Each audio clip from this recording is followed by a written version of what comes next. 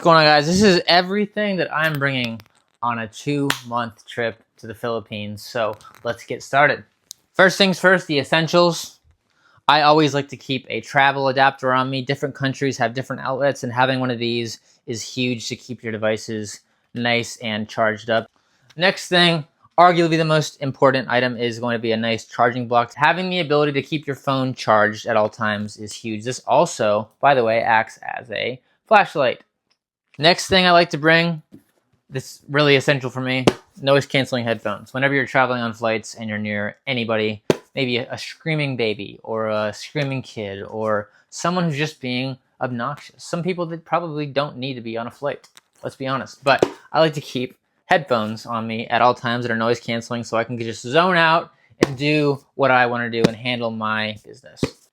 By the way, guys, everything that I am showing you in terms of the essentials, which I think are very important when traveling as a solo traveler, I'm going to be linking into this video. If you want to check any of the items that I have out, I swear by them because I use them and I have found a lot of use cases for them. So if you want to check them out and purchase them for yourself to use on your own adventures, feel free to do so.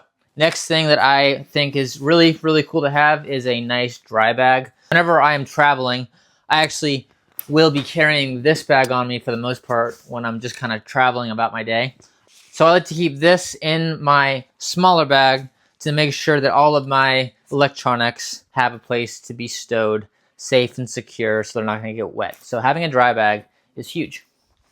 Next thing, we got 5 pairs of nice moisture wicking underwear. The number of underwear that you keep on you is actually going to determine laundry day, just so you know. Next, we have, obviously, bring some nice thick pairs of socks. These are thick, padded socks that are very comfortable to wear whenever you're walking around just on a hostel floor, or maybe you're walking around a hotel or wherever. Having nice socks, huge. I'm bringing 5 pairs of shirts. All of my shirts are going to be moisture wicking shirts, keeping you nice and dry and also not too hot. Bringing 4 pairs of shorts, and I also like my shorts to be useful in the water. So I don't bring swim trunks. I just bring shorts that have the ability to bring them in the water. So next thing, we got our nice little toiletry bag. I'm gonna just say this one time, but having a toiletry bag on you that is able to hang up like this is going to be extremely useful, because sometimes in hostels they don't have bathrooms that you can just lay this down on. I will also be bringing glasses at all times, nice Oakley glasses. Wear these all the time, very comfortable, very durable. Glasses are a must-have.